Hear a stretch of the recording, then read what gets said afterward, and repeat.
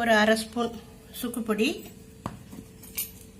எந்த டம்ளரால் அரிசி எடுத்தோமோ அந்த டம்ளரால் 3/4 டம்ளர் வெல்லத்தை நல்லா பொடி பண்ணி வச்சுக்கணும். கட்டி இருக்கக்கூடாது. உங்களால் பொடி பண்ண முடியலன்னா நாட்டு சக்கரை கூட நீங்கள் சேர்த்துக்கலாம்.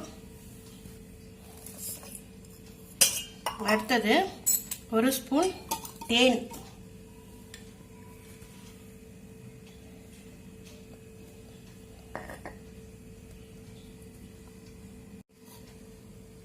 ஒரு ஸ்பூன் நெய் விடணும். இப்போ எல்லாத்தையும் மிக்ஸ் பண்ணி சப்பாத்தி மாவு பதத்துக்கு நம்ம பிசைஞ்சு மாவுளுக்கு போடணும். தண்ணி எல்லாம் விடக்கூடாது. இதை இப்படியே நம்ம பிசைஞ்சோம்னா நல்லா கெட்டியாக ஆகிடும்.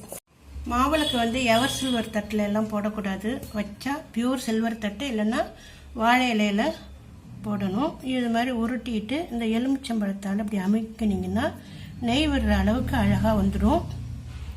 அதில் நெய்